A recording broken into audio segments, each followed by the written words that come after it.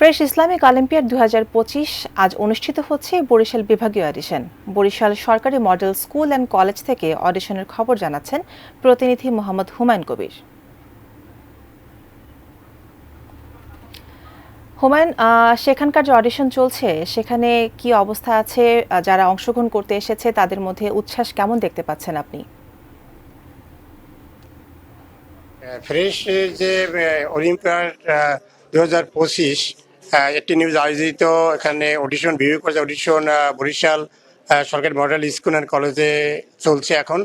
এবং একটি জিনিস আমি দেখতে পাচ্ছি যে এখানে অত্যন্ত উচ্চ উদ্দীপনার মধ্যে দিয়ে শিক্ষার্থীরা অংশ নিচ্ছে এবং বিপুল সংখ্যক শিক্ষার্থীরা এই অডিশনে অংশ নিচ্ছে। এবং শিক্ষার্থীদের সাথে আমি কথা বলেছি, তারা বলেছে এবং এই যে আয়োজনের জন্য তারা স্বাগত জানিয়েছে এবং বিশেষ করে একটি নিউজের কর্তৃপক্ষকে তারা ধন্যবাদ জানিয়েছে এই ধরনের অনুষ্ঠান করার জন্য। এবং যেহেতু অনুষ্ঠানটি আমাদের চলছে এবং এই অনুষ্ঠানকে তারা আরো কলেবর বৃদ্ধি করার জন্য বলছে। আমি এখানে অংশ নেওয়া একজন শিক্ষার্থীর সাথে কথা বলবো যে তারা এখানে অংশ নিচ্ছে এবং কেমন লাগছে তাদের অনুভূতি জানবো। তুমি তো অংশ নিচ্ছ, আসলে তোমাদের কেমন লাগছে এবং একটু বলো অনুভূতি। Sure.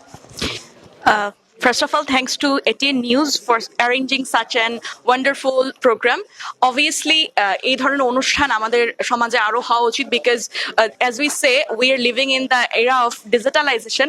But এই মোমেন্টে এসে 2025 এ এসে যে আমরা ইসলামকে স্মরণ করছি এবং we are not becoming distracted from the culture of Islam, that's the main fact. এবং ATN News যে এমন একটা অনুষ্ঠানের আয়োজন করেছে যেখানে people from all aspects like school, college, university সব জায়গা থেকেই তারা এখানে অ্যাটেন্ড করতে পারছে, যেহেতু এটা একটা ইসলামিক কালচারাল প্রোগ্রাম এবং এখানে জেনারেল লাইনের যারা স্টুডেন্টস আছে আমাদের মতো তাদের জন্য অপরচুনিটিটা খুব বেশি। সো এটা আমি মনে করি যে it's a big encouragement for all of the students of all classes. যেহেতু আমরা মাদ্রাসা স্টুডেন্ট নই, বরং আমাদেরকে এখানে একটা বড় অপরচুনিটি দেওয়া হচ্ছে।